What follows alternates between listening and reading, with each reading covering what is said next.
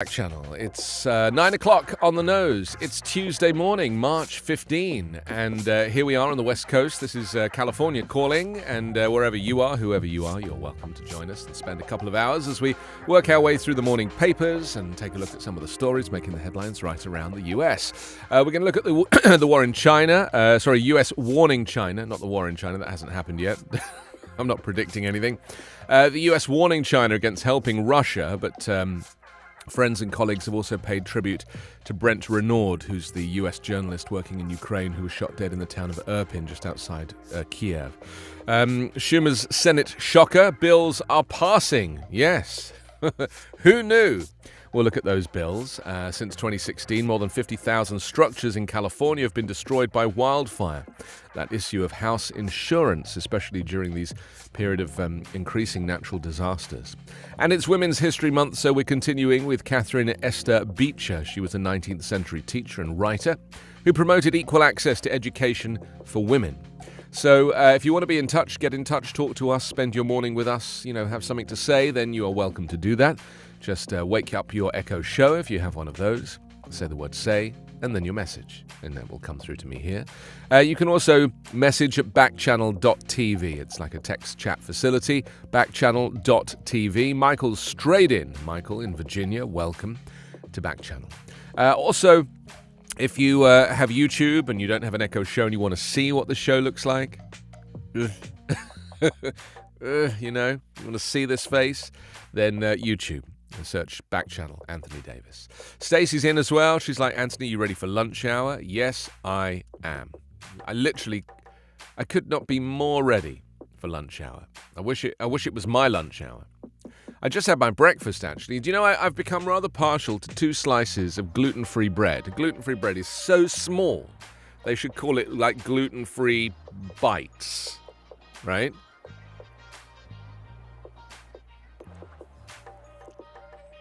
Everybody is allergic to gluten. I think we just put up with it. We put up with milk and dairy, and we think that we should be eating that. We shouldn't. Our bodies can't handle it. Our mother's milk is the only milk we should be drinking, let's be honest. Butter is so toxic. You don't know until you've tried it. I ate all these things my whole life until 3 years ago, and then I had a bit of an epiphany. And I switched to mostly a vegan diet, but certainly no cow's butter. Or the replacement products now are so good. So good. And you just won't feel toxic anymore. Well, gluten is glue. I mean, that's what gluten is. Gluten is just glue. It's a binding agent. So you don't need glue inside of you. That's why after you eat a big bowl of pasta, you're like, oh, I need to lie down. I make gluten-free spaghetti now. It looks exactly the same as normal spaghetti. It's made of corn and rice. You wouldn't know the difference. Afterwards, you're ready to go dancing. Do you want to go dancing? Are you asking? So just do it. I mean, it's almost like the price difference between gluten-free spaghetti and regular spaghetti is like 20 cents. It's a no-brainer. It's the ingredients in gluten-free are not any more expensive, but they're cheaper because there's less of them. Of course you do. You don't feel the heaviness. You'll feel different immediately. So stop eating gluten. Do yourself a favor. It's not necessary. You just have to make a little bit more effort. That's all. The problem with gluten-free bread is it's just not great. You have to find one that works for you. I found one that works for me. It's $4.99. It's Kroger own brand from Ralph's, and it just works for me. So yeah, find the bread that works. Rye is good. Yeah, rye bread is good for you. So I just think that the other thing is that a lot of the bread that's sold in America is illegal in Europe because it's carcinogenic. And they have signs up in the supermarket that say that this bread causes cancer. Please buy it and enjoy. Disclaimers in the bread aisle. I can't believe it. I photographed them when I first moved here and sent them to all my friends in England. And I was like, they actually sell cancer bread in America. And it's normal. It's all illegal in England. None of this stuff is you're allowed to sell in Europe. We have an organization called the FSA, the Food Standards Agency. None of this stuff will get by. A bit like the chlorinated chicken that, Trump and Boris were trying to negotiate over. It's just disgusting. Chlorinated, all chicken in America is mostly chlorinated. I don't know why. I just don't understand the necessity to do these things. And they inject everything with antibiotics as well. So, if you're buying chicken now, you have to look for the one that says antibiotic-free. It's enough to make anybody go vegan, But once you do it, it's life-changing. For me, I just have so much more energy, and I feel like for years I was just eating food that my body didn't need because I thought that was normal. But you can have a plant-based burger on a gluten-free bun with a cashew cheese, and it's completely delicious.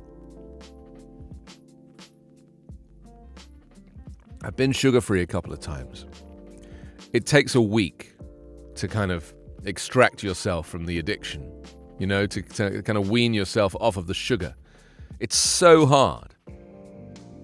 I mean, I eat quite a lot of sugar now.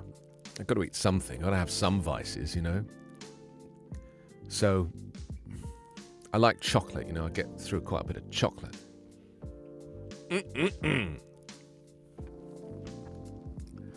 Wayne is with us, Cindy, Karen, Sebastian. Good morning. Sebastian's in Texas, Karen's in Arizona, Cindy doesn't say, Wayne doesn't say. But welcome. Great to know that you're here. Stacey says, with antibiotics, the chicken won't have any bacterial infections. That's a very good point.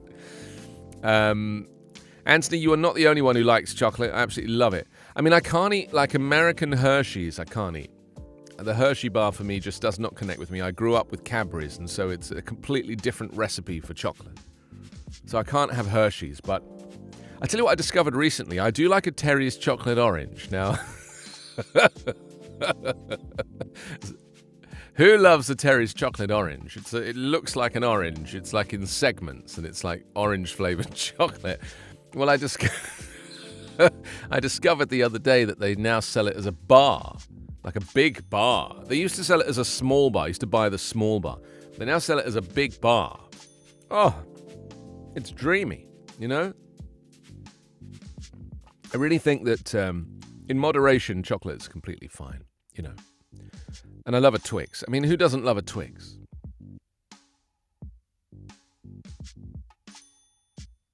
Black Magic. Black Magic was like a box of chocolates that they sold in England that only elderly people bought because it was often sold at a discount in the pharmacy when they were picking up their arch supports or their denture fix. They would be sold at the end of the aisle.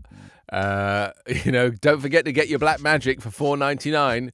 Oh, yes, I'll do that. And then invariably I would be given Black Magic by my grandmother for Christmas, and I would open it and I'd be like strangely unsealed. I'd be like, this is a bit strange. There's no shrink wrapping on this. And then I would open it and there'd be like a couple of them missing, and one of them would have teeth marks in it. Be like half eaten. And I'd be like, this is not the Christmas I was hoping for.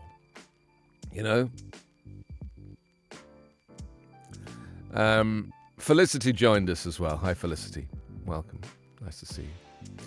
We need to get into the morning papers. Got a whole stack of newspapers here to look at, and I thought we would do it together. The Bradenton Herald, let's start there. Lawmakers okay $112 billion budget, largest in state history.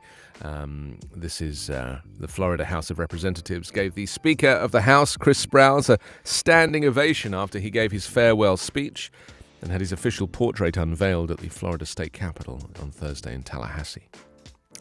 Wonderful. Man stabbed woman threatened in Sarasota attacks, and lawsuit asks federal court to set congressional map for Florida. Yeah, this is after Ron DeSantis drew his own map and it got rejected. Ron DeSantis, man. I mean, I think people are starting to realize that this guy might not be good for Florida. That should be his slogan. I'm not good for Florida.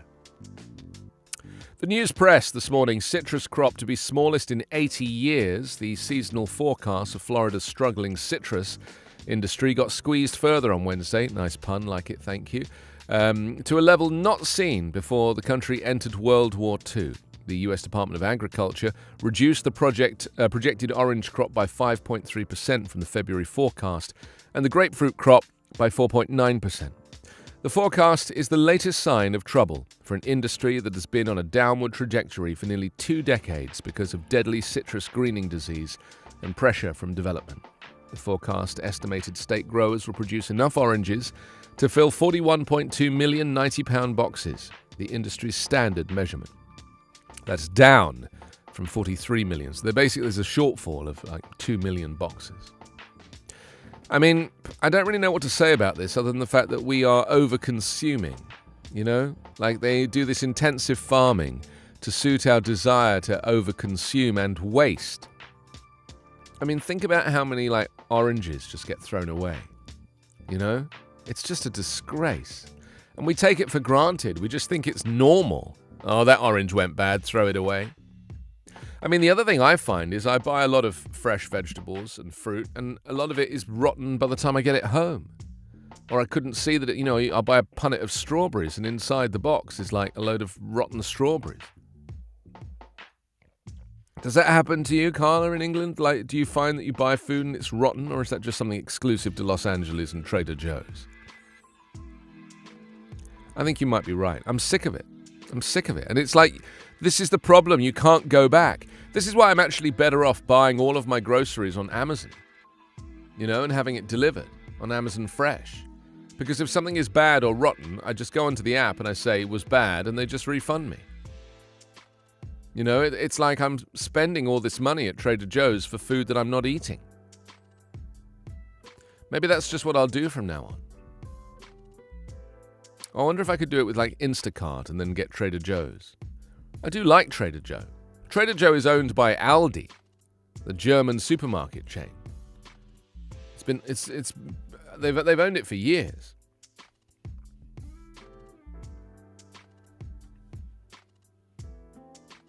Will war in Ukraine impact Florida real estate is the headline. Ugh.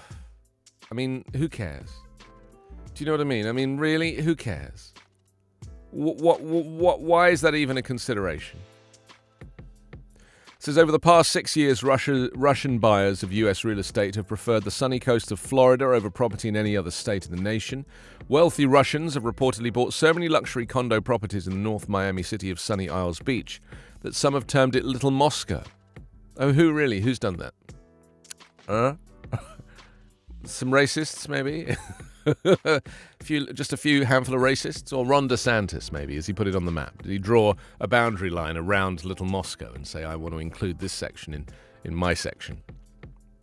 They love to be here. They like to spend their money and enjoy their life, Lana Bell, South Florida real estate agent, told News Nation. Yeah, I can tell she was a real estate agent. Only a real estate agent would be like, they love to be here and they like to spend their money and enjoy life. I mean, who says that other than realtors? They say it's not just the wealthy Russian elite seeking Florida sunshine. Across the state, from warm mineral springs in North Port all the way up to small town of Steinhatchee near the Panhandle, Russians and Eastern Europeans have established communities, according to population data from the U.S. Census Bureau's Americans Community Survey. I mean, we live in a world community now, right? And yeah, the war probably will affect the cost of real estate. But that's war, in the same way that it's affecting the cost of gas now. There's this whole kind of either-or thing, this very black and white attitude to the war. Biden saying before the war that gas prices were going up because of, the coronavirus and the fact that nobody drove, and then so they stopped producing oil, and now that they are, then the price drove the price up, which is all true. But now, of course, the war is having an effect too.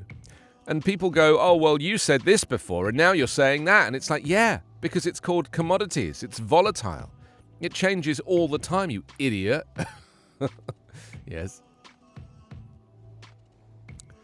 Which beach has got a live beach cam? Oh, really? Oh, I love a live beach cam. Maybe we can spot some Russians on there. Maybe we can pick out the Russians.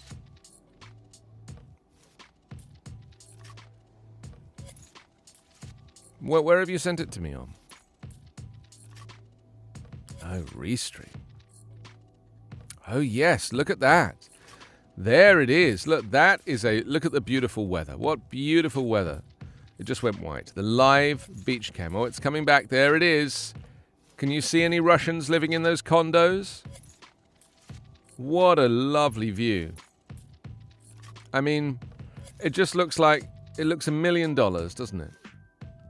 Like you just want to live there right now. Right on next to that cone and that washed up algae.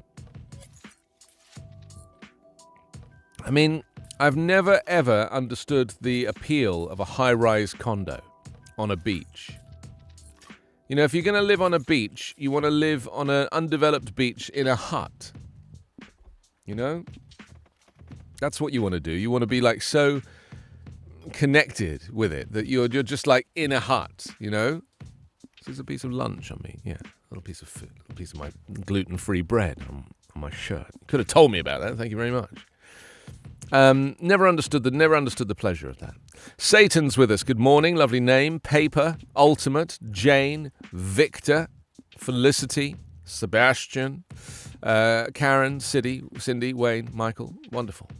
Stacey, of course. Great to have you all here on Backchannel on this Tuesday morning. Let's continue with the morning newspapers. Volunteers needed to help FGCU researchers determine the health risks on people living in southwest Florida. This is a study of toxic algae. It says the flyers started showing up in southwest Florida mailboxes this week. Are toxic, harmful algae blooms affecting your health? The University of Miami wants to know and needs your help. So, it's interesting, isn't it? Always interesting. Okay, next on the newspaper front. The Times. Have we done the Miami Herald? No, we haven't done the Miami Herald. Here we go. Legislature doesn't act on Florida's property insurance woes. Florida homemakers will probably have to continue riding out a turbulent property insurance market on their own for the next year, after state lawmakers ended their annual legislative session without enacting any reforms.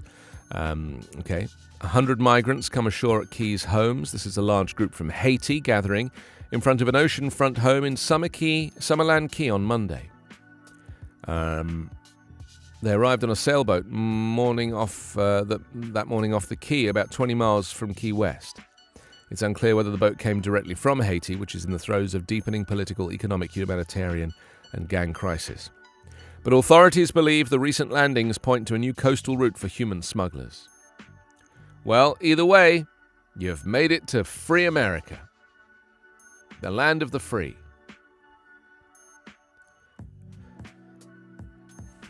Well, the problem is America started kind of designating refugees as illegals, you know? Like, they recharacterized what these people were.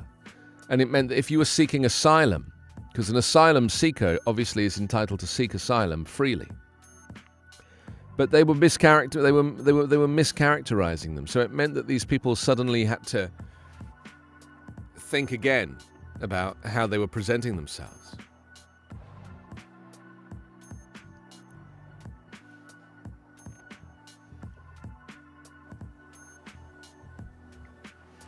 I know, these people really should be our first, our closest neighbors should be our first priority.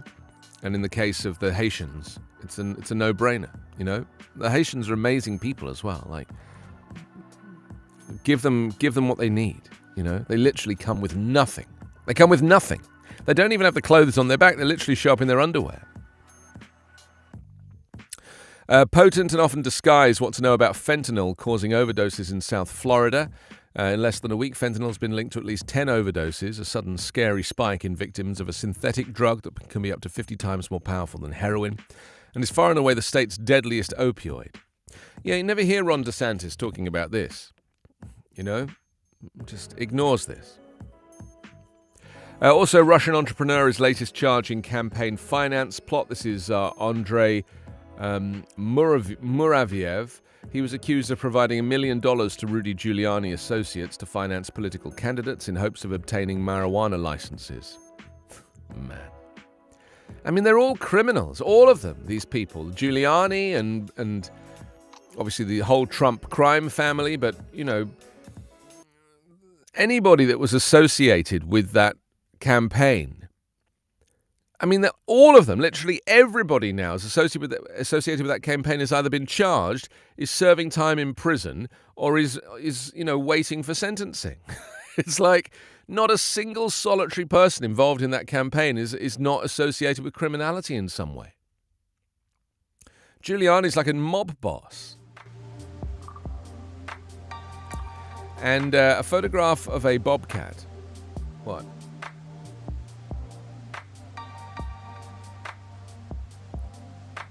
Well, the strong silence is a necessary part of the delivery, I like to think.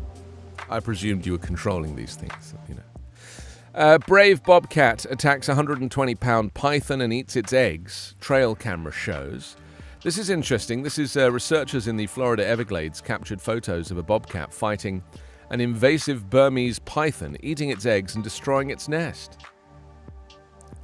I mean, we have bobcats here all the time. You know, I posted on my Instagram a video of a bobcat in a neighbor's garden. And they're pretty exciting characters to see around, these bobcats, you know. They have a stubby tail, short stubby tail. And they have the face of a house cat, but the body of like a small leopard. And they're native to North America. Oh yeah, they're definitely wild. But you do know that house cats are designated wild animals as well. Yeah. So, for example, and I only know this because I accidentally killed a cat once with my car.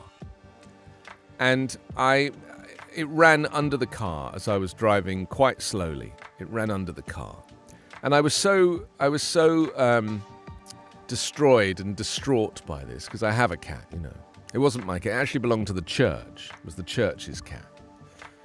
That I went on the internet to look up, you know, what you do about it. And it said all cats, even house cats, are designated wild animals. So you don't have to report it. You don't have to do anything about it. Whereas obviously if you hit a dog is considered a domesticated animal.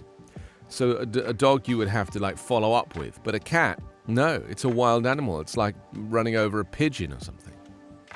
So I actually looked up how much that cat would cost to buy. And I donated that amount of money to a cat charity to try and right the wrong. And Carla, you'll be mortally offended if I tell you how much it was. It was £35. The price of a cat.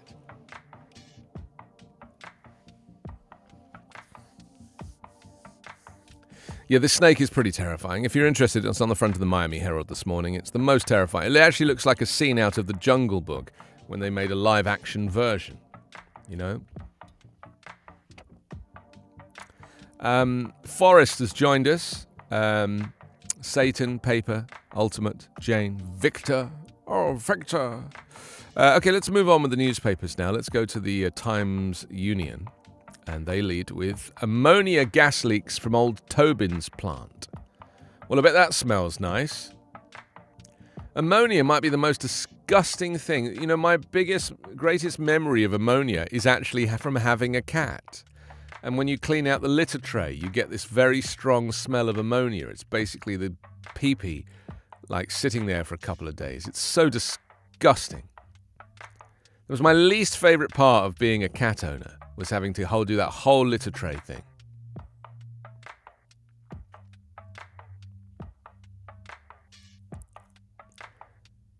Your cat went to the toilet outside.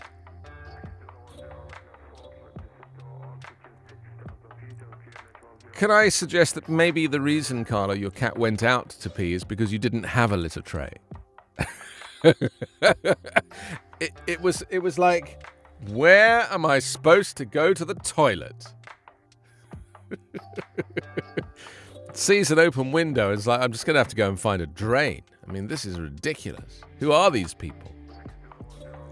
The cat was probably like, lucky I'm a wild animal because this lot should not be in charge of me. Did you also not feed it and it would go out for lunch?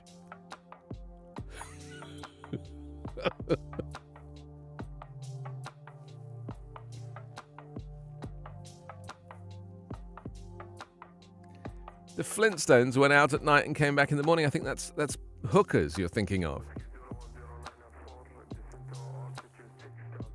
Oh, that's right. Fred would put the cat out, yeah, and then get locked out and shout Wilma, right? Yeah, I know.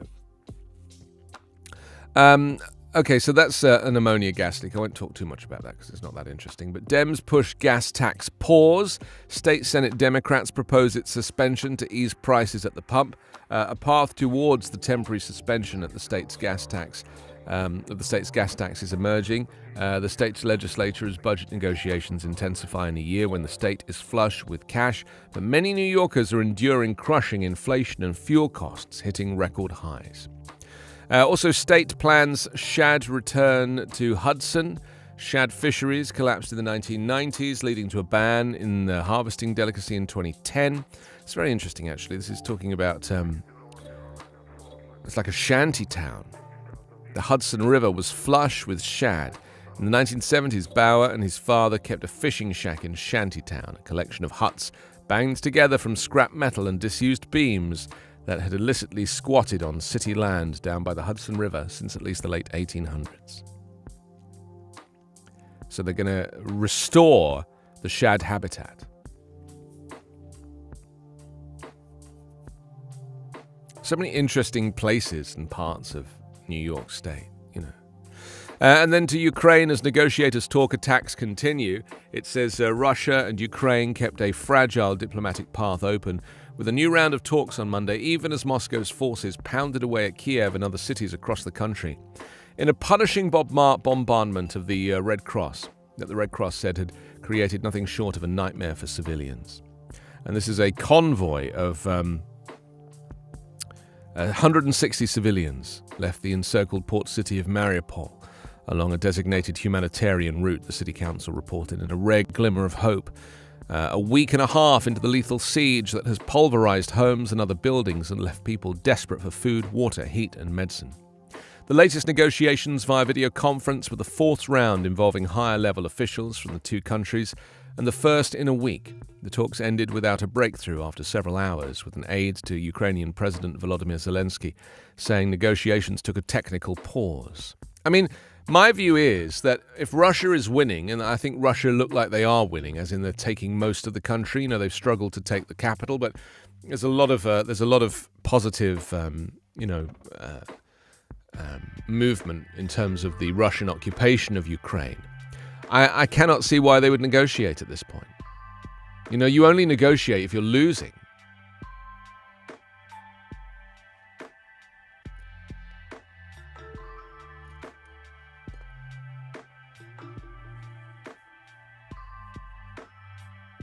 Oh no, that was everywhere yesterday. That story. Okay, let us continue. Where do we get to? If you want to comment on any of this, by the way, you're welcome to do so. You know how to do that. Just, be my guest. Just jump in as you see fit. Okay, that was the Times Union. Let's go to the Buffalo News for New York now. They lead with VA unveils plans for healthcare reform. This is the U.S. Department of Veterans Affairs, of course, unveiled a sweeping proposal to revamp its healthcare system, including plans for a new right-sized hospital in downtown Buffalo. But the process of getting that plan approved is likely to be long and laborious. Every president that comes in talks about reforming the VA, and doing more for the VA. Trump made a whole noise about it and did nothing. And, the problem now is that the Republicans are just, again, stopping any democratic reform from getting passed. I just said this the other day. I was like, Biden is like a relic from the past. He's basically playing by the rules with a team who don't care for the rules. And that's the problem, I mean, they're not even showing up to provide a quorum to enable a vote. They're just not even showing up. Yesterday there was a vote. 49 out of 50 Republicans voted against. They just don't care anymore, And these are people that represent you. Man shot by police sought psychiatric aid recently. This is less than a week ago, according to Buffalo police. 31-year-old Hertel Avenue man called police. and asked to be taken to Erie County Medical Center for psychiatric treatment. Early Monday, he called police once again. This time, he told them that someone was trying to kill him. A short time later, after unsuccessfully trying to get the man to drop the knife he was holding, 2 Buffalo police officers shot and wounded him outside his apartment building. As of Monday afternoon, he was listed in serious but stable condition. It became apparent rather quickly this was an individual who was in crisis, suffering a mental health episode. Lovely, so shoot him. Yeah, just shoot him. I actually saw on Twitter yesterday there was someone was like holding someone with a knife, and the police shot the guy in the head, and all the Twitter results were great shooting, and it's like you just executed someone who only had a knife. Like, worst case scenario, maybe he would have stabbed that person who would have survived their stab wound, then you would have had 2 people alive. And now you have 1 person dead without a trial. Yeah. A story about house building, where home building is hot and where it's not. Grand Island has 2 developments pushing its standing with home builders to new levels. Okay. There's a lot of house building in Buffalo. Federal funds make a difference. Federal aid this year will make it possible to start projects including a bridge linking KeyBank Center and the DL&W terminal. And a photograph of Chuck Schumer celebrating that. Isn't that wonderful? Wonderful.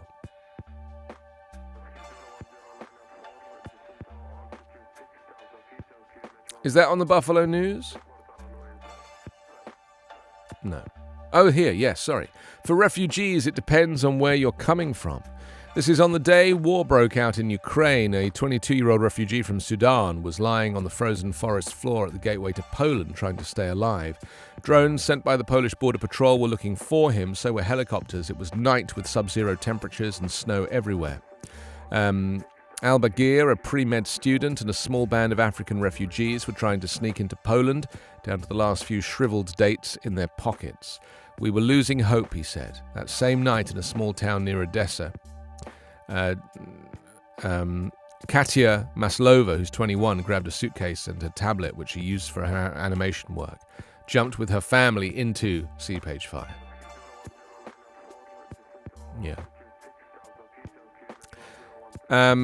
There's been a lot of issues surrounding racism at the Polish border, and letting the white people in and keeping the black people back. And Poland does not have a great reputation for its inclusivity, so it's unfortunate that this is now playing out as a war, breaks out in Ukraine. Carla, what happened to the name of the show? It used to be in like a yellow bubble, and now it looks like it's just in a little line down here. What happened?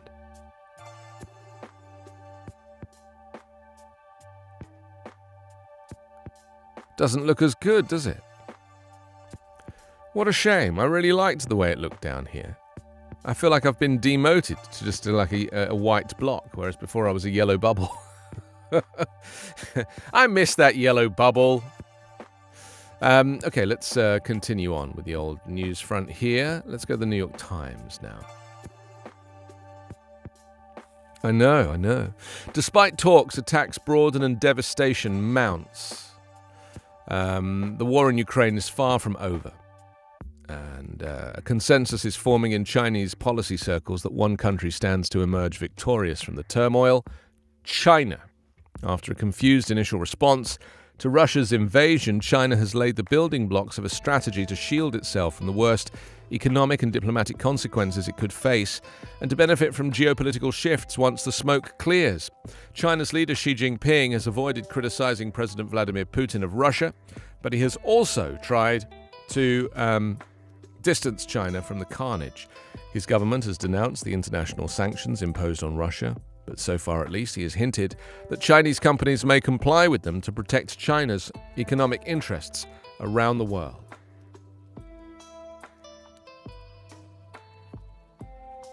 Mr. Xi reached out to European leaders last week with vague offers of assistance in negotiating a settlement, even as other Chinese officials amplified Russian disinformation campaigns meant to discredit the United States and NATO. On Monday, President Biden's national security advisor, Jake Sullivan, met with a top Chinese official in Rome and warned the United States had deep concerns about Beijing's growing alignment with Russia. In the end, China's leadership has calculated that it must try to rise above what it considers a struggle between two tired powers and be seen as a pillar of stability in an increasingly turbulent world. Well, this is off the back of Russia reaching out to China. This is just hearsay at the moment, saying, we need your support. And, Russia's denied this and China's denied this, but apparently it went on. And, it seems that China does stand to benefit off the back of this war because, of course, it will end up supplying what Russia will no longer be able to supply to the rest of the world. China will fill the gap, and it will be very good for China economically. Russia is going to be completely isolated now, and the tragedy of that is it's not just Russia, it's the Russian people that will be isolated. They won't be able to travel. They won't be welcome from, to travel abroad. They won't be, it's not as simple as them not having access to McDonald's or Starbucks anymore. That they can live with, but I just worry that the value of their money has just disappeared. They won't be able to have that international life that they've become accustomed to. Diplomatic activities quickened on multiple fronts on Monday as Russia's war on Ukraine entered an uncertain new phase, with President Vladimir Putin's forces widening their bombardment of Kiev and other cities, hundreds of civilians escaping the devastated port of Mariupol, and the United States warning China over its deepening alignment with an isolated Russia. There were no breakthroughs either at the negotiating tables or on the battlefield, but as the human cost of the war continued to mount, the flurry of development suggested that people were just groping for a way out of this crisis, or failing that, for ways to prevent it from mutating into a wider proxy war. I've been watching some of the TV coverage, and I've been quite stunned at the freedom of just filming dead bodies now. Like it never used to be a thing. You never used to be allowed to do it. And obviously people have become so immune now to the imagery of death. And I don't want to see it particularly, which is why I've really not watched hardly any of that stuff. But, there was a report with a guy and he was just like walking amongst a whole sea of corpses. And because it's so cold there, a lot of them are frozen, which is helpful from a decomposing perspective, because otherwise it stinks of death. And when they freeze, that doesn't happen. But I've been watching them being buried in mass graves and, the body bags being thrown into these 6-foot deep trenches. And, who wants to see that? That's the reality of this war. It is now being broadcast. And these people are not getting funerals. They're basically just being eradicated. Humans being completely eradicated from society, without their family even knowing where they are, and they'll just have to assume that they're gone. Just taken by the war. And we used to read about this stuff from the Second World War with, soldiers losing their lives or disappearing in plane crashes or being bombed out of the sky or something, and they were just assumed dead, presumed dead, The same in Vietnam, like people presumed dead. And that's what is going to happen now. If you don't see or hear from somebody, they basically have been erased from the face of the planet. I do think a lot about how our soul really is so fragile. Our body is just a vessel for carrying around our soul, who we are. Who am I? I'm a combination of my soul and my brain and my mannerisms. That's who I am. But my lifeless body is effectively just a vessel for these elements to exist in. And the moment the body is unserviceable, then the soul disappears, the person vanishes. And so a person becomes a corpse, and then that corpse goes into a body bag, and that body bag goes into a deep mass grave in a trench, and that's the end of it. It's game over. And what's left is the mourning of family members. I mean, the thing that I struggle with the most is the children that have died. They reckon there's 85 children. It's probably gone up now. That number was a couple of days ago. But, when you have kids, you just feel this connection with these poor children and seeing, like, mothers wailing. And to know what that must be like. My child gets a boo-boo, I'm devastated. I never thought I'd say the word boo-boo. We don't say that in England, by the way, but it's a big word over here. Are you aware of this phrase? You must be, Carla, if you grew up in America. You must have said boo-boo as a child. We refer to it for what it is. We'd say it's a graze, or you got a graze, or you got a cut, or you got a deep stab wound, darling. That's what happens in London. You get a deep stab wound as a child. But here it's a boo-boo. It's a kind of it's a boo-boo. I've never really enjoyed saying that out loud. It's just a little bit too Sesame Street for my liking.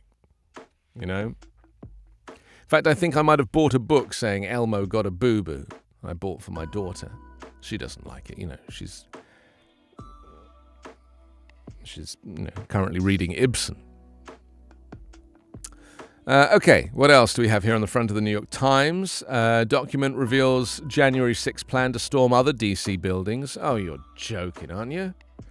A document found by federal prosecutors in the possession of a far-right leader contained a detailed plan to surveil and storm government buildings around the Capitol on January 6th last year. People familiar with the document said on Monday. The document, titled 1776 Returns, was cited by prosecutors last week in charging the far-right leader Enrique Tarrio, the former head of the Proud Boys extremist group, with conspiracy. The indictment of Mr. Tarrio described the document in general terms, but the people familiar with it added substantial new details about the scope and complexity of the plan to set out for directing an effort to occupy 6 House and Senate official office buildings and the Supreme Court. And the Supreme Court. Wow. I mean, I really feel like as more details are coming out now about this, we're starting to realize the extent of the planning that went into this, and everybody knew. I always go back to Steve Bannon because he's very much at the center of the chaos. And he has a podcast, and the guy's got such a big mouth, he can't help but say, and if you watch the videos of him going, I hate the fact he uses the same microphone as this. I'm a big into the microphone, and he uses an RE20 like this, Steve Bannon, and I look at it and I'm like, ugh. It's such a beautiful microphone, and to the fact that Steve Bannon talks into it, I find utterly offensive, Anyway, that aside.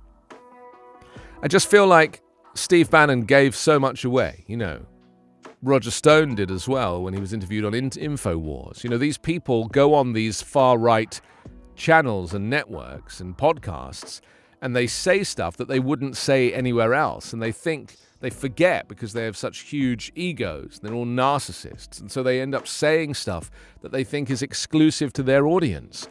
But of course, it's all in public record. It's all accessible, and so people are now going to be criminalized because they've said stuff that they thought was private, but nothing is private anymore,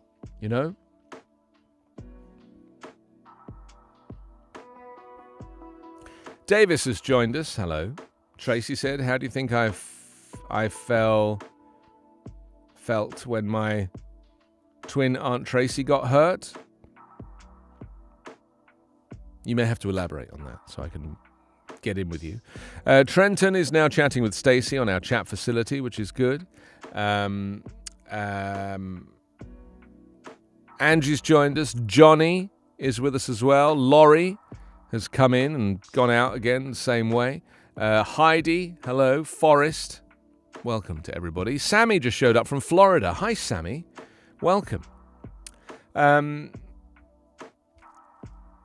Photographs of refugees crossing Poland's border and entering different worlds. It says on the day war broke out in Ukraine, Al-Bagir, a 22-year-old refugee from Sudan, was lying on the frozen forest floor, the gateway to Poland, trying to stay alive.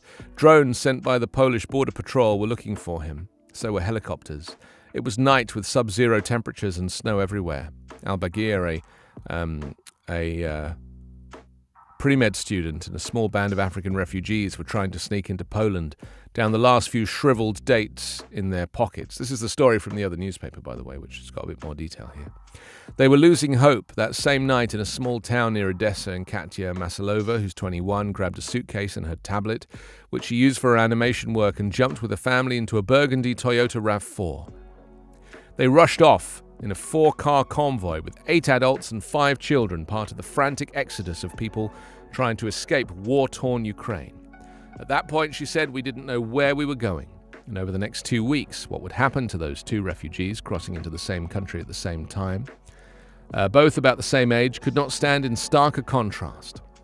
Albagir was punched in the face, called racial slurs, and left in the hands of a border guard who Albagir said brutally beat him and seemed to enjoy doing it. Katya wakes every day to a stocked fridge and fresh bread on the table, thanks to a man she calls a saint. Their disparate experiences underscores the inequalities of Europe's refugee crisis. They are victims of 2 very different geopolitical events, but are pursuing the same mission: escape from the ravages of war. As Ukraine presents Europe with its greatest surge of refugees in decades, many conflicts continue to burn in the Middle East and Africa. Depending on which war a person is fleeing, the welcome will be very different. One group is white, one group is black. All arriving at the Poland-Belarus border.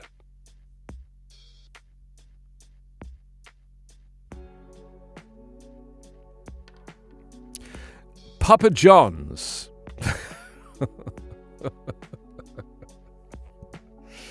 Oh, this job. The segue sometimes, it hurts me. It really does. Papa John's said last week it was suspending all of its corporate operations in Russia, following in the footsteps of high-profile American brands like McDonald's and Starbucks. However, the 190 Papa John's restaurants in the country are still open and still selling pizza, and they have no plans to stop. These Papa John's shops are primarily owned by Russians through a franchise agreement with a company controlled by Christopher Wynn, a Colorado native who has lived part-time and worked in the country since the early 2000s. And even as the war with Ukraine continues and numerous global food brands and retailers suspend operations and stop selling goods in Russia, little has changed with his operation, said 45-year-old Mr. Wynn. The best I can do as an individual is show compassion for the people, my employees, franchisees and customers, without judging them because of the politicians in power, he said. I mean, look, everybody still needs pizza, right? I don't feel that I should deny the Russian people pizza. I don't blame the Russian people for the war in Ukraine. And I think everybody needs pizza. I mean, it is what it is, you know. This is what a franchise is all about, right? You outsource it and you let other people run it, and you just. I mean, what would be better is if the Papa John's head office in the US, who are licensing the Papa John's brand out to Christopher Wynn, maybe they'll say, okay, any money that we collect from the Papa John's franchise in Russia will be directed to the American Red Cross, who are feeding Ukrainian refugees at the Polish border. Maybe they'll say that. What do you think? They could send a shed load of pizza, that's true. You know, they could send a shed load of pizza, although cold pizza is not ideal. You know, doesn't travel well. I've taken to ordering the biggest pizza I can get my hands on and keeping it for like 3 days. You know, and just keep reheating it. It's quite good value. You just get the biggest pizza you can. Just keep reheating it. And to reheat it in the oven, here's a question for you. Maybe Papa John could answer this. Like if you go get the pizza, or the pizza is delivered to you and it needs to be reheated, you obviously want to do it in the oven. You don't want to do it in the microwave because the microwave will make it go soggy, right? So it has to go in the oven. Carla doesn't understand what I'm talking about because, of course, in London, if they deliver a pizza, invariably it's traveled like half a mile, right? Because everything's really close. Whereas for me to get a pizza, they might be driving for 20 minutes. And so once the pizza arrives, I tend to put it in its paper box in the oven with the box until I can smell the box burning, and then I take it out. Do you reheat the pizza in the box, or do you reheat the pizza, just put it straight on the oven, on the oven grill?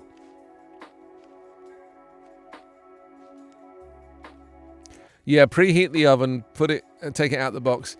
But the thing is, the pizza is so good in the box, so I kind of like the idea of heating the box. Cooking cardboard is probably not a good idea. But I tell you something, I mean, it seems to work. It's just laziness, really, isn't it? You know, it's like, because sometimes there's also a sheet of paper under the pizza, and then that gets stuck, and before you know it, the pizza's like fallen apart, and, you know, I just want to heat the box.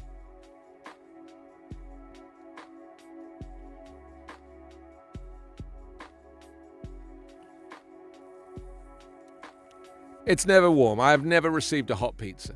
I mean, I live too far away. I live like a mile and a half away from...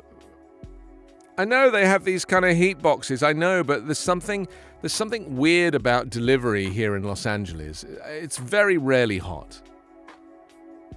I mean, I would say mostly they do not use those things. Mostly they don't have those heat boxes. They just don't have them. They need them in London because it's so freezing, so they put them inside.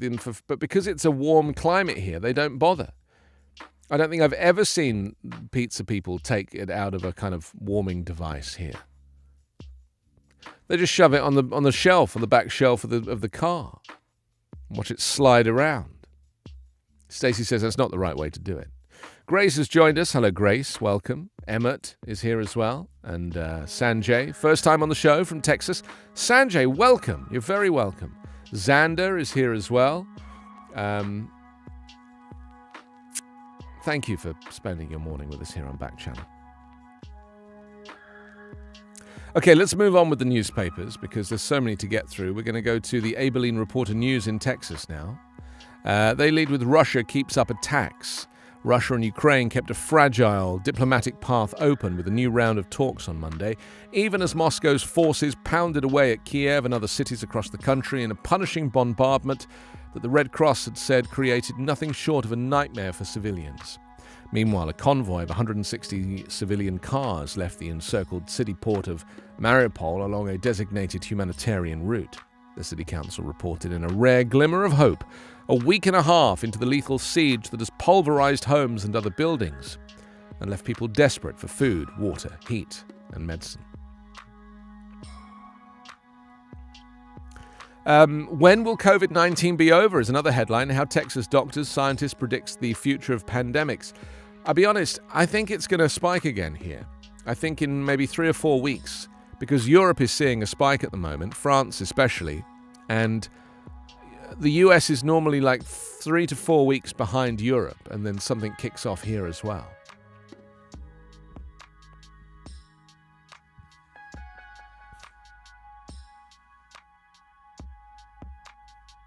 It says we've dealt with 2 years of COVID in Texas. Is it over yet? Not yet, but it is shifting from what we experienced in 2020 and 2021.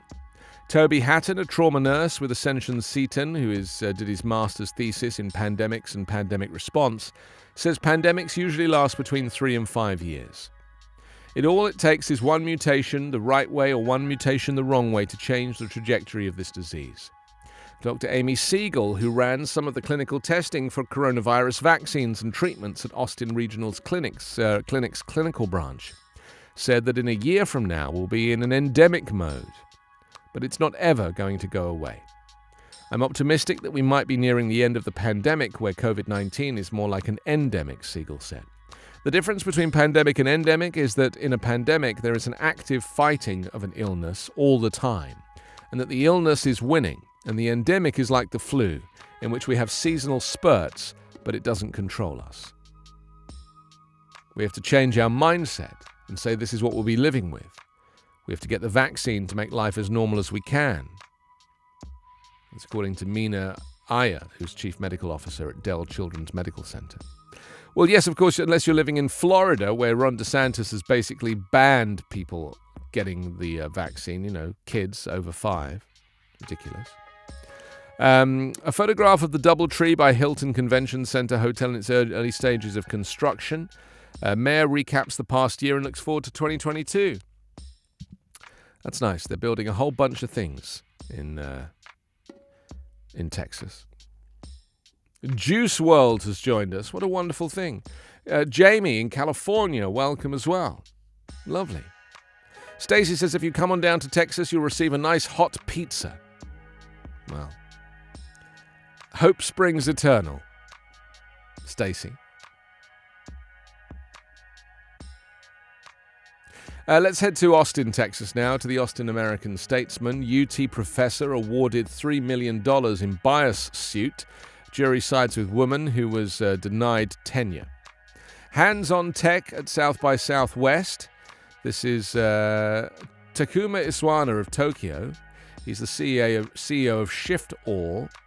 Demonstrates his Hattori X full-body tracking device for the metaverse at South by Southwest's Creative Industries Expo on Monday. The expo, which features hands-on experimental high-tech exhibits, will continue through Wednesday. So he basically has created a full, but this is just like in Ready Player One, right, where they strap on a suit that enables them to exist in the metaverse. It's very interesting and also completely terrifying. I mean, I'm terrified about this whole new virtual world where people are going to exist and have a much nicer life than they have in the real world. You know, they'll be living in a shanty town like they are in the film. And then they'll step into this virtual world. They'll become their avatar. They'll have access to all of these great riches, a beautiful apartment, you know, with sun and skylights and an A-frame and a stream and a brook. I mean, who doesn't want a brook?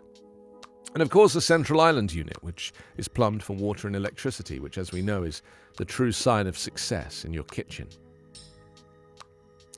Dell expects Austin's tech scene to keep surging. This is Michael Dell has watched and played a key role as Austin has grown over the past 3 decades into one of the nation's leading technology hubs. With a seemingly constant stream of major technology companies moving to Austin or expanding their operations in the metro area, there is every reason to believe the Central Texas technology sector will keep booming, Dell said during a South by Southwest session in Austin on Monday. And a photograph of Michael Dell, who's the CEO of Dell Technologies. I didn't even know there was a guy called Dell. Is that Dell as in Dell Computers, or is this a different Dell? Because he doesn't look that old, and Dell Computers have been around a long time. But maybe he is. Maybe it's the same guy. Well, Dell has been around since the 80s, you know, in some form. A senator questions ICE's tracking of wire transfers sent mostly by immigrants. This is the chairman of the U.S. Senate Finance Committee is asking for an investigation of what he called a secret mass surveillance program to collect information indiscriminately on millions of money transfers sent mostly by immigrants living in the 4 southwest border states.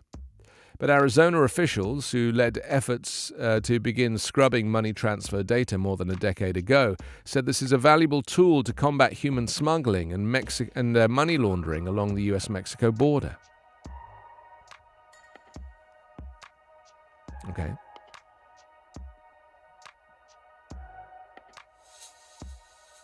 Oh, he's 57. Well, he looks great. I mean, he obviously dyes his hair a little bit. That always helps. I've never heard of Michael Dell, but I'll be honest, anything that is a PC-related device, I have no interest in at all. You know, like I can tell you the names of everybody who works at Apple, but I would not know a PC-based person, even if they literally landed on my lap at a party and started kissing my neck. That was a little explicit, I apologize. Okay, let's move to the San Antonio Express now. Hope surfaces as cars leave battered city amid ceasefire. Diplomatic talks continue as Russia keeps up attack on Kiev. Do you know, I think it's a bit of a misnomer, this whole talks thing. You know, there has been no progress in the talks. Nothing, not a single thing. They briefly negotiated some humanitarian corridors, which were not respected. The talks stand for nothing. It's just fake talks. Retired teachers troubled by checks, it says, rising taxes, medical costs, and the highest inflation in a generation.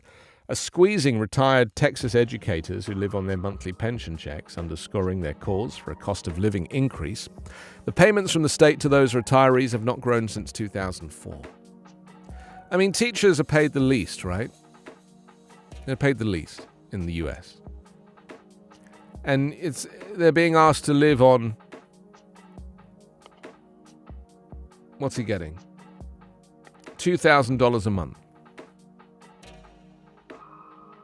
Amy Jo Baker, former president of the San Antonio Area Retired Teachers Association, said 165,000 of the state's 450,000 public school retirees on pensions receive $1,500 or less each month. It's less than $18,000 a year to live on. I was thinking about this. I don't have any retirement planning at all. Do you, Carla? Have you made any retirement planning? For people like us that are freelancers, we never really think about that. We are literally going to have to keep working until we're 90. You know, it's like the only way to do it.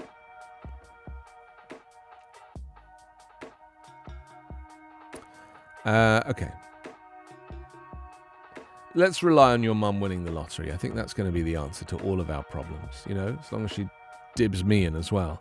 Darren, Josephina, Wanda, Patricia, Jamie, Juice World, all joining us here on Backchannel. You can message at backchannel.tv.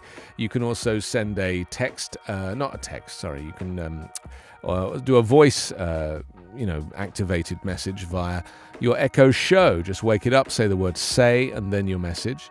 And of course, you're welcome to follow the show on YouTube. It's right there as well, and you can comment there too. Okay, that was the San Antonio Express News, which you can see on your screen. Let's move now to the Bakersfield. Oh, no, we should do the news update first, because we haven't done that. It's 6 minutes past 10, and I really like to do that in the middle of the show. This is a new podcast. Well, it's not new. I've been doing it for years, but it's a podcast that is a daily podcast where I cover the news in the United States, just 2 minutes long. We'll play it to you here, and if you like it, you can go subscribe to it wherever you get your podcasts. It's called the US News Update. Here it is.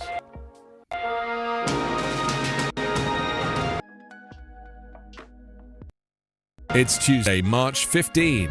From the Volley Network, this is your daily US News Update. I'm Anthony Davis. The White House said on Monday that the Omicron BA.2 subvariant of COVID-19 had been circulating in the United States for some time, with roughly 35,000 cases at the moment, and more money was needed to help fight it. White House spokesperson Jen Psaki said the tools the country had, including vaccines and medicines, were all effective tools against the virus. We need additional COVID funding, Psaki said, referring to a White House request for more money from Congress.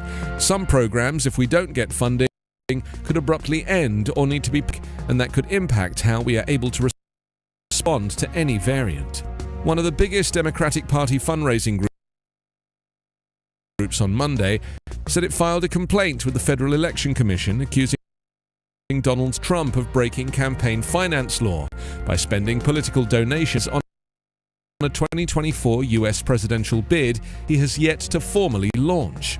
The complaint by the American Bridge Group said Trump's Save America Fund is promoting him as if he were a candidate. As a leadership committee, the Save America Fund can pay for such political activities as Trump's travel and contributions to political allies. But by law, Trump's leadership committee is not allowed to fund his own election campaigns.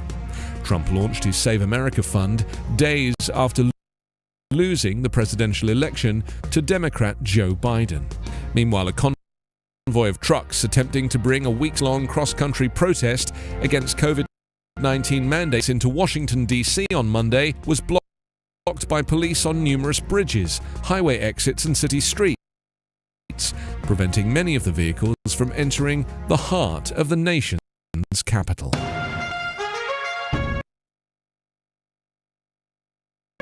Your daily US news update is part of the Volley Network. To hear my live daily morning show, ask your Amazon Echo device to open Backchannel.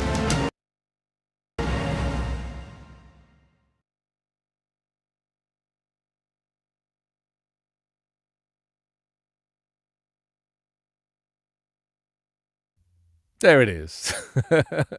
And we're back. Sorry for the delay. I was waiting. It's just this, sometimes the internet is slower than we are. We just have to, the internet will never be as sharp as the human. You can credit the internet with a lot, but the human will always win. Will always win out. Welcome to Backchannel, 10 after 10 here on the West Coast, 10 after 1 Eastern. I'm Anthony Davis. Welcome to the Anthony Davis Show. You have me until 11, which is 11 Pacific. And if you want to message me, then please be my guest. Darren's with us. Josephina and Wanda has dropped in from Delaware. Also, Patricia is here, and Jamie and Juice World. And we've been discussing the news, looking at the morning papers, talking about Ukraine. I also there's a couple more newspapers to look at. We're going to head to Bakersfield next in California and talk about, it says, victims of unsolved crimes. Delano community hosts a vigil for Nayeli Gonzalez. She was fatally shot in Cesar Chavez Park in Delano. Also, exchange program seeks hosts for Thai students, and Modesto Credit Union pushes into Kern County.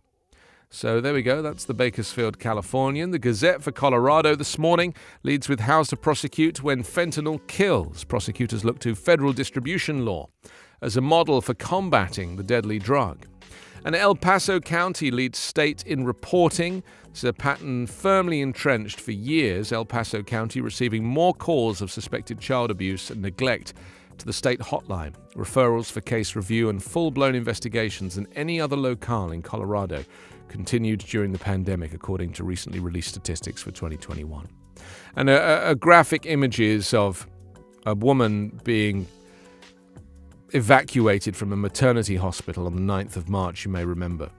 This is in Mariupol in Ukraine, after it was bombed. And very sadly, we've now heard that mother and her unborn child did not make it. That is the human toll of Russia's invasion, continuing to mount. Astronaut Kelly says Russians have much to lose if they fail to cooperate in space. This is at a moment when Russian forces are struggling to gain momentum in their full-scale onslaught into Ukraine. A war of words has broken out between Russian and US space professionals over cooperation aboard the International Space Station. One of the few ongoing cooperative efforts between the two superpowers. Without continuing their cooperation on the ISS, the Russian Space Agency will have a hard time continuing to exist, said veteran NASA astronaut Scott Kelly, who lives in the Denver area now after a move from Houston. They don't have a big budget from the Russian government, and ISS is very important to them, even though we don't give as much to them as we used to. After crippling sanctions were placed on Russian banks and businesses following the invasion, the Russian space chief Dmitry Rogozin tweeted a video seeming to show cosmonauts abandoning the ISS and leaving its Western crew. I don't know if that's necessarily true. It sounds like propaganda video to me, because we would have heard about that from the Americans, but certainly haven't. I'm sure there's plenty of videos of them like popping outside for a minute for a cigarette or something. Absolutely no reason why that would be the video that they want us to think it is. Let's talk a bit more about the war. This is firstly China warning against helping Russia, and secondly we want to look at Brent Renaud, who's the US journalist and filmmaker who was killed yesterday in Ukraine. They're saying that China will face consequences if it helps Russia evade sanctions in its invasion of Ukraine. Unnamed US officials told multiple news outlets that China had signaled willingness to provide military assistance to Russia. The Chinese Foreign Ministry accused the US of spreading disinformation. Russia denied asking Beijing for military help. The exchanges came before top US and Chinese officials met in Rome. Media outlets, citing Washington officials, say that Russia has in recent days asked China specifically for military equipment, including drones. Well, on Monday, yesterday, the US warned allies that China had suggested it was open to a move to provide military and economic support. The report came as US National Security Advisor Jake Sullivan met China's top diplomat Yang Jiechi for talks in Rome. I mean, look, let's think about this for a moment together, if you don't mind.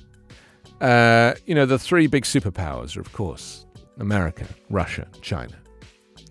And Russia is being decimated as a superpower, although, you often measure a superpower in terms of not just its financial attributes, but also its nuclear capability, right? The superpowers are the ones that have the nukes. And Russia, China, America have the nukes. China, not as many, mainly Russia and the US. And so, what are we dealing with here? We're dealing with Russia, that's a country that might not have any access to the international monetary community anymore, but still has 2,000 or 3,000 nuclear warheads. And maybe if they run out of options, they won't be frightened to use them. I mean, I genuinely believe that this is going to become something we need to seriously worry about. I really hope the US missile defense system is up to scratch. I was reading about it the other day, the US missile defense system. I just wanted to be certain. Apparently, it doesn't work. Did you know this, Carla? The missile defense system doesn't work.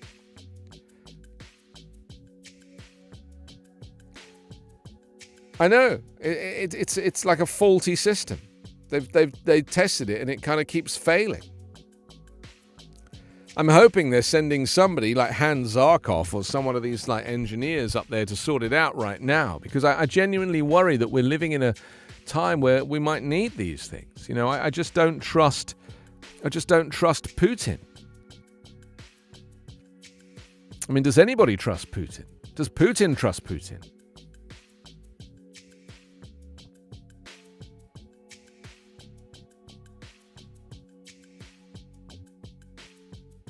Biden is sending his national security advisor for talks with a senior Chinese official in Rome. This was yesterday. The talks between Jake Sullivan and Yang Jiechi will center on efforts to manage the competition between the two countries and discuss the impact of Russia's war against Ukraine on regional and global security. The White House has accused Beijing of spreading false Russian claims that Ukraine was running chemical and biological weapons labs with U.S. support.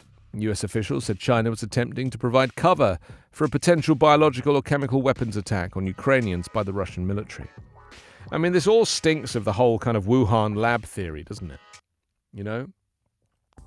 It's like, if in doubt, just say that you were working in a lab and testing something in a lab.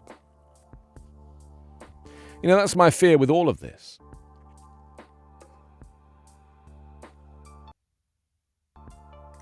Sullivan said on Meet the Press, NBC's Meet the Press. By the way, I watched Meet the Press on Sunday.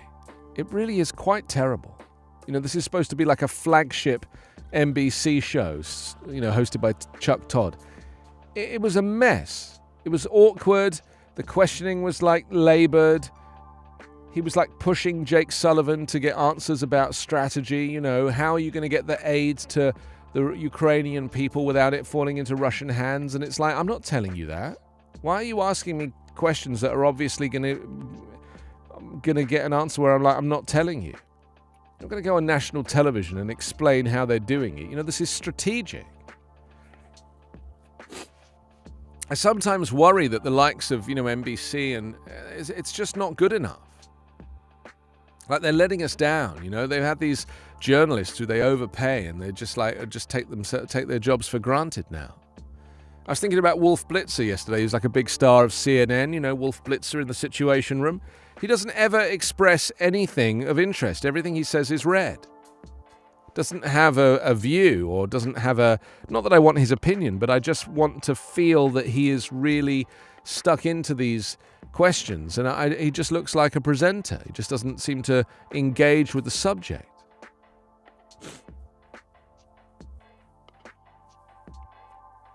No, I don't want him to take a side. I'm saying engage with the subject. Really look like you are thinking of these things yourself rather than just reading them off a cue card. It's like the show has his name on it, yet he doesn't really bring anything to the show.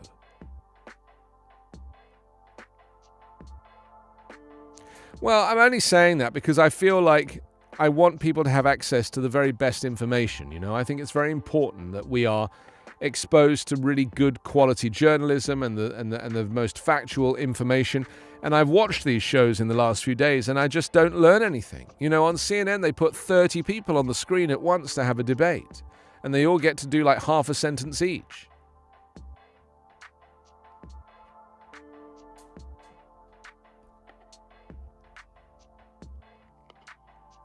I watch all of them. I spend hours watching Fox News, and it's agony. You know, it's appalling, and it's agony.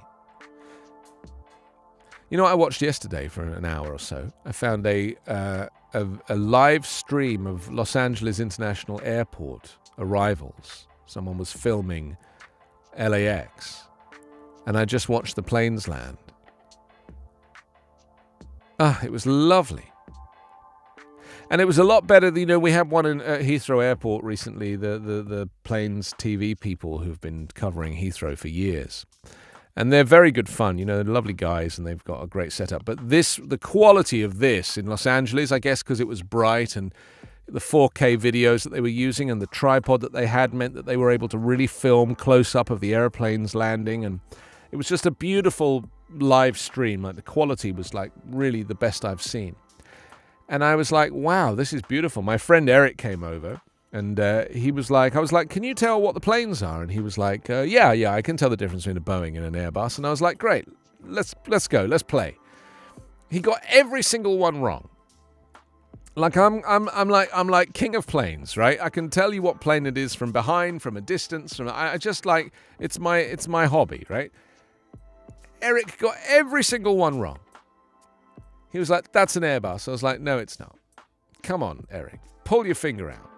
I'm like, how can you tell? He's like, the wingtips. I was like, no, you can't tell. They all have wingtips these days. It's very interesting to me, you know? The differences. And then he told me that he didn't like traveling on Airbuses because as you're taxiing, you hear this like vid, vid, vid, vid, vid noise coming from underneath. And I said, yeah, that's the hydraulic system making sure that the cargo doors are closed. You want to hear that. Like, that's a really good sound to hear. Right? He was like, well, the Boeings don't do it. I said, well, they probably close their doors manually. You know? They probably like tap to close, like in a modern kitchen. I was thinking about this with Air Force One. Did I talk about Air Force One on this show yet? Have I spoken about this?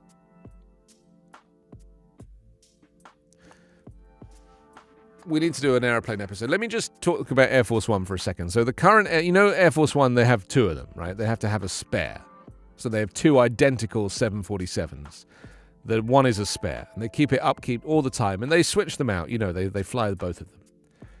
And so the current plane is a 747-200 series, which literally came out in like the 70s. Or the late 60s and early 70s. It's a very old aeroplane. Well, the 100 series was the classic, but this was the second one that came out. And it's still a beautiful aeroplane, but it's an old plane now with old engines, you know? And so Barack Obama put in an order with Boeing to buy two of their latest new 747s, the jumbo jets, which are called the 800 series. And Donald Trump comes in, and because he thinks he's king of planes, because he owned, an old 757 with the word Trump down the side of it, he was like, I'm not going to agree to Obama's order for the aeroplanes. Too expensive. I'm going to save America money. So do you know what he did? He cancelled the order with Boeing, right? And then he found two Russian 747s that had been built for a Russian airline that went bankrupt. And he bought them with, American taxpayers' money for like $400 million. So he got a discount. He got like a third off of the price of these two. They'd never been delivered to the Russian airline. They were sitting in a Texas desert. You know, they put them in the desert because the dry heat prevents the planes from corroding, you see. And so these two 747s are going to have to be converted to be up to Air Force One quality. Well, the Air Force One quality is a very different system to a traditional 747. You know, it has to have a thicker fuselage. It needs to be bulletproof. It needs to have laser beams on it and rocket launchers and all sorts of, communications equipment and everything. So now they've taken these two planes, the two identical 747-800s, And they've taken them to a facility to convert them. And they're underway. It's supposed to be ready at the end of this year. But it's going to end up costing the same anyway, because the cost of converting them is more than the cost of making them from scratch. So that was one thing I was thinking about, and I was like, oh, so stupid. And then I was looking at the 747-800, which is the newer version of the 747 that they currently use for Air Force One. And I realized that the cockpit design, the flight deck... Wake up, Stacey. The flight deck of the new 747 is exactly the same design as the flight deck from the 747-400 series that came out in 1989. So meanwhile, he could have bought a new Airbus, which literally looks like the Starship Enterprise inside. It's all these large touch screens, a very modern fly-by-wire, really, really modern, because it has to last 30 years. This plane has to fly for 30 years as Air Force One. He's chosen a plane that was designed in 1989 to be the next plane. And I'll be honest with you, it just looks awful. It just looks awful. I mean, I just worry that Trump has tried to save American money, but of course he hasn't, because he's done it in a way that makes him look good. But he doesn't have to deal with the consequences. He's like, it's all about the purchase price. He decided to change the color as well. The Air Force One is this blue color that was designed by President Kennedy's wife, Jackie Onassis. Do you know about this? Jackie O, she designed the blue color, or her interior designer designed that amazing blue color. Well, Trump decided that he would change the color. He wanted it to be red, white, and blue, more patriotic. I guarantee, they haven't announced anything about the paint scheme yet, but I guarantee that Biden changes it back to the old Jackie Onassis blue. He doesn't want Trump's color plane flying around. Anyway, this new plane is coming, and I was watching a documentary about it a couple of days ago. And I was thinking, this is so stupid that they're taking, they're spending, I think it's billions. It's something like $4 billion on these two planes to convert them and to get them into service. And they have the flight deck of a 1989 747-400 series. What is the point? I mean, yes, it's an improvement on the last Air Force One, which had a flight deck from the 1960s. But we have planes now. You have the Airbus A350, which has got the most modern flight deck in history. I don't know. I just made me think that it just seemed like a weird choice to me. Weird choice.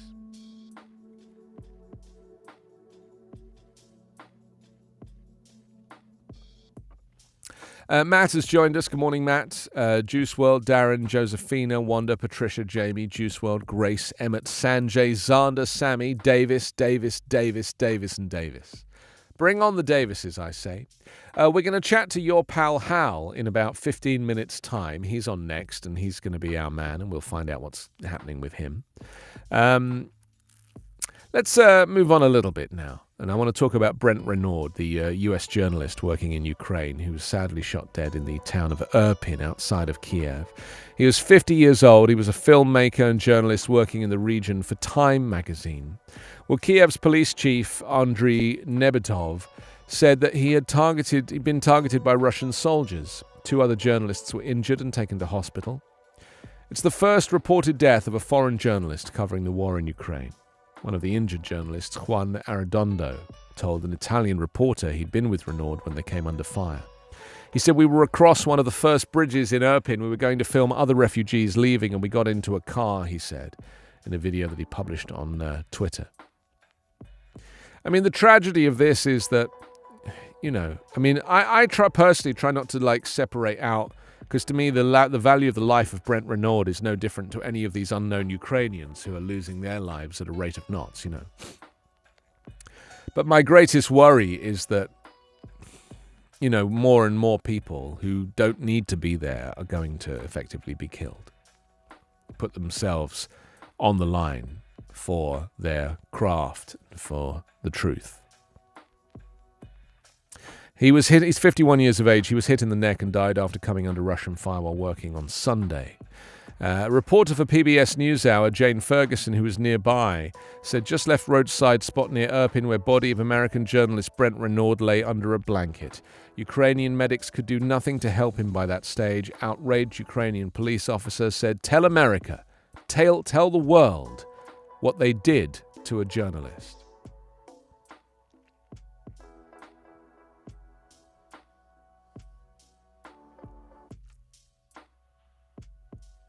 The New York Times had to issue a statement saying that he was currently not on assignment for the New York Times. But they said, "We are deeply saddened to learn of the death of an American journalist in Ukraine, Brent Renaud. Brent was a talented photographer and filmmaker, but he was not on assignment for the New York Times in Ukraine. Early reports that he worked for the Times circulated because he was wearing a Times press badge he'd been issued for an assignment many years ago." He said Brent's death is a terrible loss. Brave journalists like Brent take tremendous risks to bear witness and to tell the world about the devastation and suffering caused by Russia's invasion of Ukraine. Yeah, this is partly why I was so completely stunned by Donald Trump's blanket view that journalists were the enemy of the people. You know? Because they told the truth about him, so he brandished them all the enemy of the people, which effectively is like saying, you know, don't trust journalists. Fake news. I mean, it was so offensive.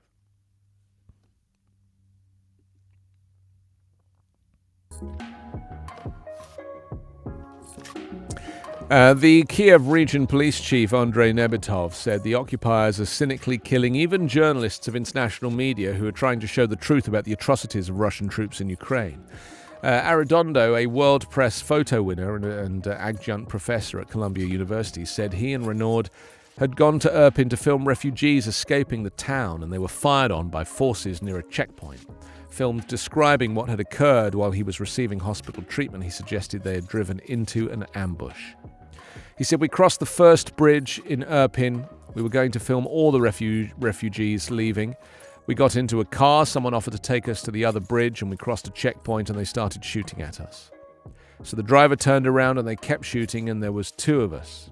My friend is Brent Renaud, and he's been shot and left behind." When the interviewer asked how Renaud was, Arredondo replied, "I don't know. I saw he'd been shot and we got split up." U.S. National Security Advisor Jake Sullivan said, "In fact, an American journalist was killed. It is shocking and a horrifying event. It's one more example of the brutality of Vladimir Putin and his forces as they've targeted schools and mosques and hospitals and journalists."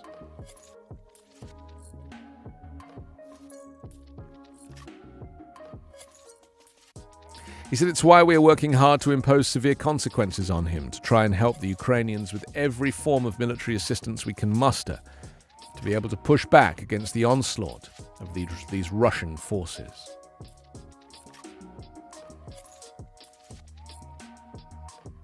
Let me do a quick mention of Chuck Schumer, just while there's time, because it's the Capitol's election year surprise. The 50-50 Senate is actually working after the high-profile partisan failures on Biden's signature domestic policy bill on the weakening the filibuster for voting reform. The chamber's racked up a series of bipartisan accomplishments lately, some of which had eluded Congress for years. Yes, senators passed an anti-lynching law after literally 200 failed attempts, gave sexual misconduct claims firmer legal footing, approved sweeping postal reform. That's on top of $14 billion worth of aid for Ukraine, as well as a long-awaited reauthorization of the Violence Against Women Act as part of a massive spending bill, not to mention last year's huge bipartisan infrastructure bill. Majority Leader Chuck Schumer is hoping to add a couple more bipartisan wins soon on expanding semiconductor manufacturing as part of a China competitive measure, as well as limiting the cost of insulin to $35. Those follow-up victories are not guaranteed, but Schumer is feeling good enough to brag a little about how much meaningful legislation has cleared the chamber's 60-vote threshold in the last 5 weeks. He said Mitch McConnell may have had 53 votes, but he never put many bills on the floor. When we can get the votes, we want to get it done, Schumer said in an interview. With 50 votes, we get a lot more done than they do with 53 votes because they're not that interested in getting the government to help people. Well, the honeymoon may not last long. Schumer isn't giving up on passing another party-line social spending bill after Senator Joe Manchin spurned Biden's previous offer in December, citing conversations going on between varieties of senators about another stab at a proposal that needs unanimous Democratic support to pass and could make or break Democrats' fight to keep up their majority. And Schumer isn't giving up on pushing the GOP. He said there's absolutely will be election year debate on legislation that Republicans broadly oppose. Democrats want him to put up votes on enhancing background checks, immigration reform, and beefing up civil rights protections. Schumer also intends to quickly confirm Ketanji Brown Jackson to the Supreme Court, which is likely to draw a few GOP backers.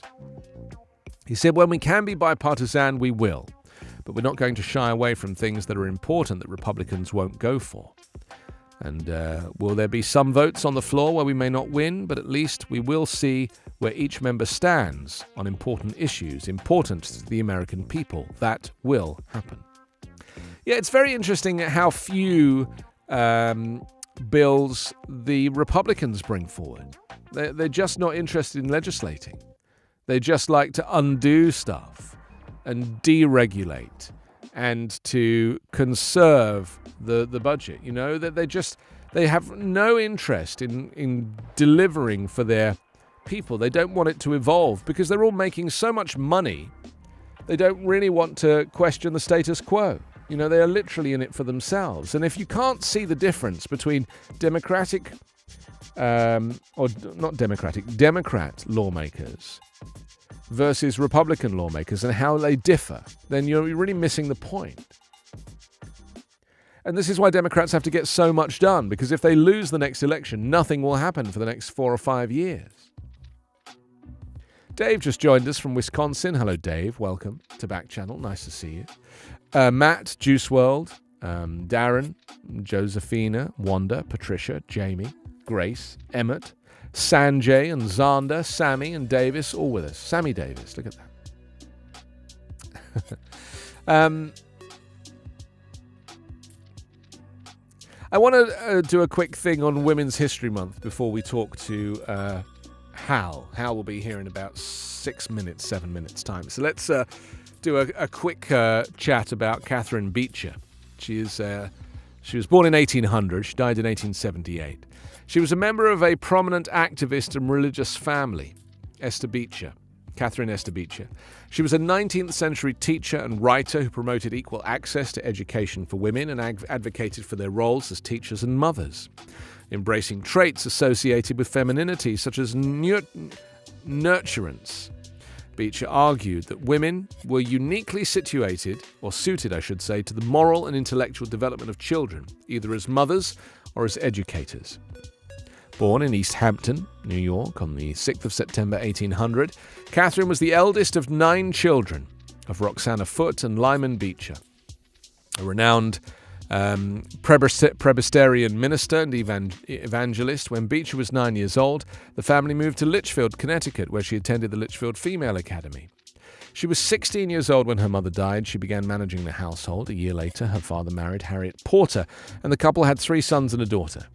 Catherine's other famous siblings included Isabella Beecher Hooker, a suffrage leader, and Henry Ward Beecher, a Brooklyn pastor, whose lectures against slavery or supporting temperance and women's suffrage attracted thousands.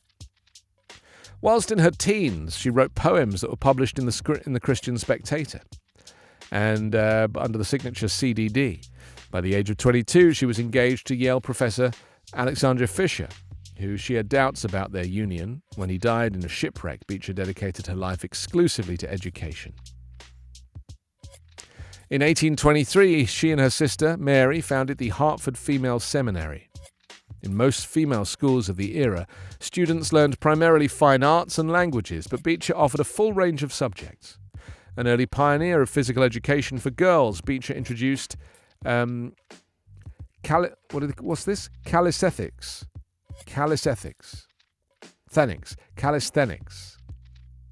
to improve women's health and defiance of prevailing notions of women's fragility.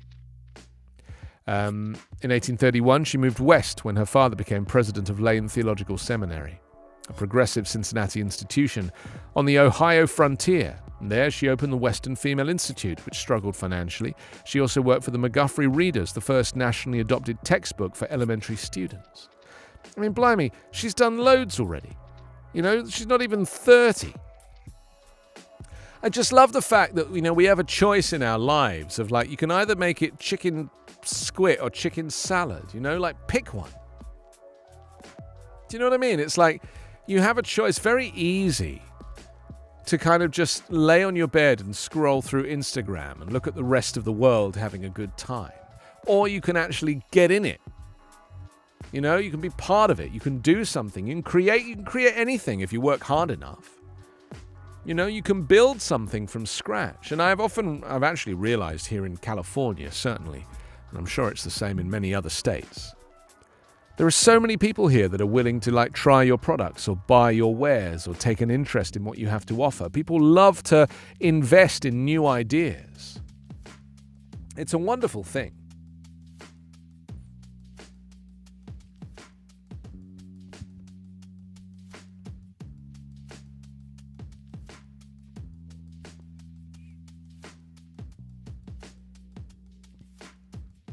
Beecher traveled, supporting herself with lectures and books. Her most famous works, a treatise of domestic economy, the duty of American women to their country, the domestic receipt book.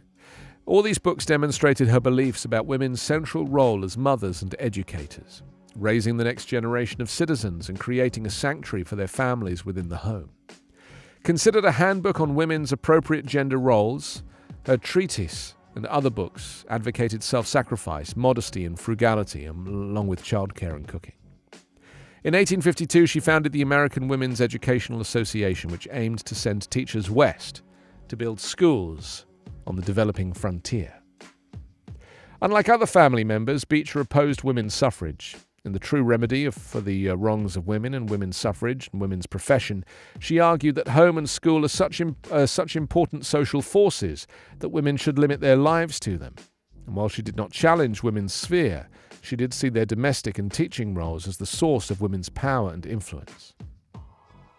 In the 1860s and 1870s, she returned to brief teaching stints. In 1869, she and her sister Harriet Beecher Stowe produced the follow-up to the treatise, entitled The American Women's Home, or The American Woman's Home. So there we are. This is our celebration of Women's History Month. Catherine Esther Beecher, the 19th century teacher and writer who promoted equal access to education for women. And, you know, I often think, because I'm not particularly educated myself, I don't know a huge amount about the education system even. It's like a huge gap in my knowledge. I never went to university or similar, but I never even went to a university, you know? Like, I never even visited a university. But there are some great educators that I've watched give TED Talks, and I really feel this connection with them. You know, like really amazing, inspiring educators. And I think this is the reason why we remember people from our childhood, you know, from 20 or 30 or 40 years ago, who basically had such an impact on us as educators. And there was one TED Talk that I watched that was so powerful, I must have shared it with a gazillion people. It's actually the most viewed TED Talk of all time. And it's entitled, Does Education Stifle Creativity? And this is something I've always been fascinated about, because I've always considered myself a creative, and for me to be like academically educated just never really interested me, because I felt like my outlet was a creative one. And to see this guy get up and he's a university professor, he's actually British, moved to California, to see him get up and make the case for why education stifles creativity was a huge eye-opener for me. His name is Sir what's his surname? Sir Ken. He died about a year ago. He's such a wonderful, wonderful man. Hang on, I'll just look it up for you. And I really must... Ken Robinson. There we go. Sir Ken Robinson. British author, speaker, and international advisor on education in the arts to government, non-profits, education, and art bodies. Please search for Sir Ken Robinson. He did 3 TED Talks, but the one that has the most views is the one you want to watch on YouTube. And it was called Does Education Stifle Creativity? And it is a beautiful, beautiful speech, possibly one of the best I've ever seen. And he's a very funny, witty British university professor. But if you have children and you're worried about kids because your kids are like too creative and they're not buckling down and knuckling down, doesn't matter. And he gives a very interesting example using the choreographer Gillian Lynn. So I definitely think that's worth watching. I think you'll enjoy it. Sir Ken Robinson. The late, great Sir Ken Robinson. Are we going to talk to your pal and my pal, Hal? I think it's time for him to show up. As soon as he does, we'll drop him into the window and we'll find out what's happening with him. And I kind of so look forward to the Hal chats. I get a sense that, he and I, we have a kind of symbiosis. We don't live far from each other. We've never met, but we kind of we meet in this virtual space. Do you want to listen to some Ken? I wouldn't listen to the first 5 or 6 minutes of him. I would listen to like a middle section. Sir Ken Robinson in his TED Talk. Let's have a little listen to him. See if this technology works. I can't hear.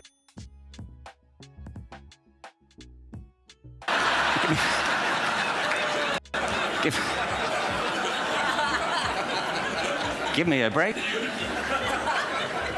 Actually, there was do you know that old philosophical thing? If a tree falls in a forest and nobody hears it, did it happen?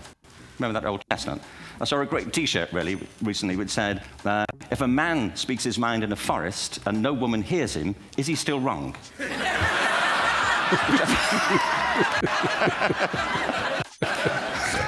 I told you it was good. And the third thing about intelligence is it's distinct. I'm doing a new book at the moment called Epiphany, which is based on a series of interviews with people about how they discovered their talent. I'm fascinated by how people got to be there. It's really prompted by a conversation I had with a wonderful woman who most people have never heard of. She's called Gillian Lynn. Have you heard of her? Some have. She's a choreographer, and everybody knows her work. She did Cats and Phantom of the Opera. She's wonderful. I used to be on the board of the Royal Ballet in England, as you can see. And anyway, Gillian had lunch one day. I said, how'd you get to be a dancer? And she said it was interesting. When she was at school, she was really hopeless. And the school in the 30s wrote to her parents and said, we think Gillian has a learning disorder. She couldn't concentrate, she was fidgeting. I think now they'd say she had ADHD. Wouldn't you? But this was the 1930s, and ADHD hadn't been invented at this point, so it wasn't an available condition. People weren't aware they could have that.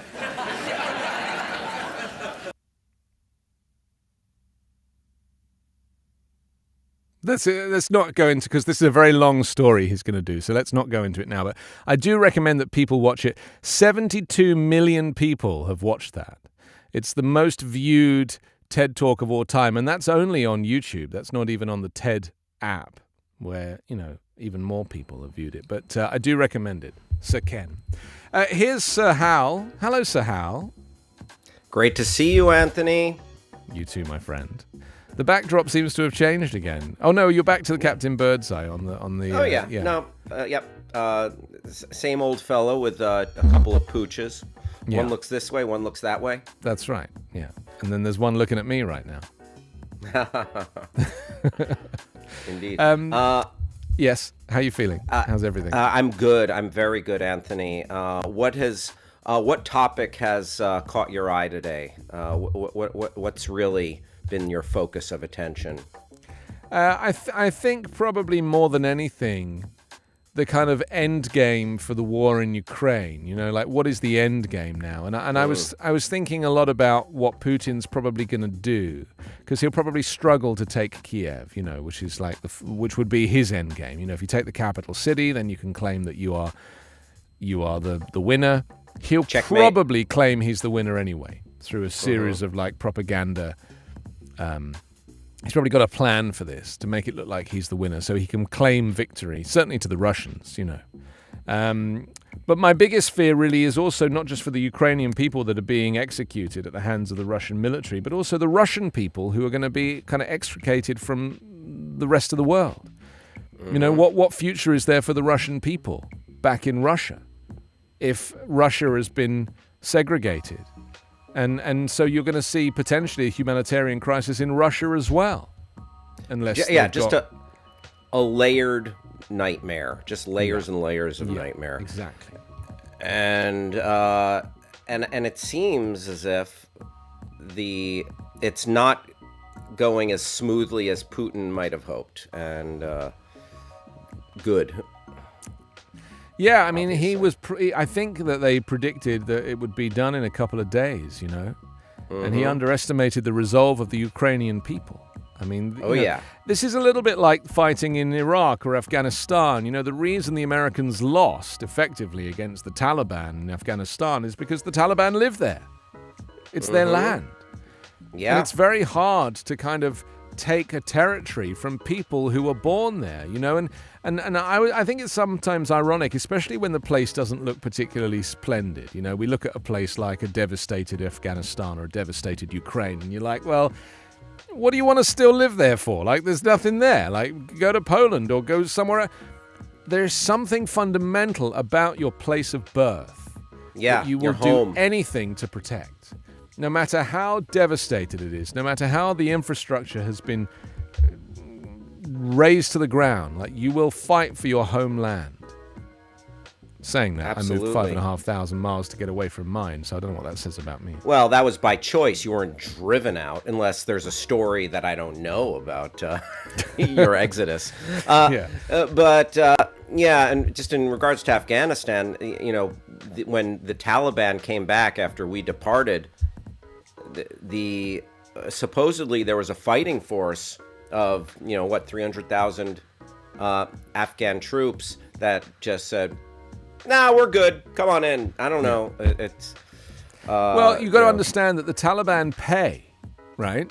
So the Afghani army were paying about $25 a day, right, to be in the Afghan army. The Taliban were paying $50 a day. Oh, right? Wow. People don't realize that these people were for sale. You know, they needed to feed their families, and if the Taliban had more money to give them to work for them, then they'll go work for them.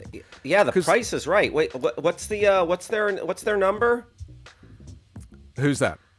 The Taliban. Oh, what, you want to go work? They're hiring? $50 a day. Well, you know, it's not a small amount. Let's be honest. Does that include room and board? Listen, Anthony, I've had worse jobs. When I first moved to Los Angeles, I was a children's birthday party entertainer. That's a dream job, isn't it? Did you have a? I'll tell you what, it made me a better performer. That's for damn sure. Did you have a comedy name? Well, I played various characters, a lot of pop culture characters. Like, I would have to dress up in big furry costumes, like Elmo and Barney. And then I would also get to, like, live my boyhood dreams and be Batman and Spider-Man. But it was demanding. It was a demanding job. I did a little bit of that work myself when I was in my early teens. We used to call it skins work.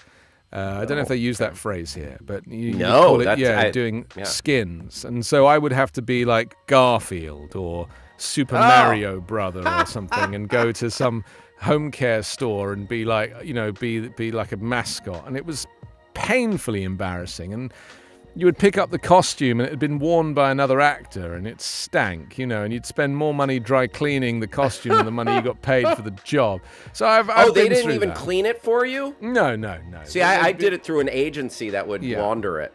Yeah, no, I did it through an agency that wanted me to launder it. So, some actors would prefer to keep the laundering money and just, work in a dirty costume.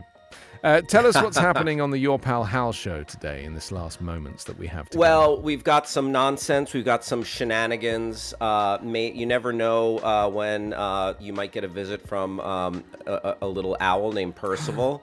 Wow. Hoo-hoo, hoo-hoo. That's uncanny. It looks like that Al might have already been struck by a car.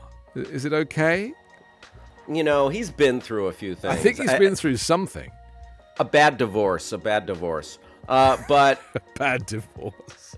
yeah, we're going to talk a little bit of pop culture and Yeah. and some trending topics, and some goofs, hijinks, and shenanigans. Great. Okay. Thank you. Take care. Always Have a good show pleasure, today. Anthony. See you soon. That's your pal and mine, Hal. He's next. I'm Anthony Davis. I'll come back tomorrow morning at 9 a.m. Pacific, and we'll spend the morning together. Again, enjoy the rest of your day with Backchannel.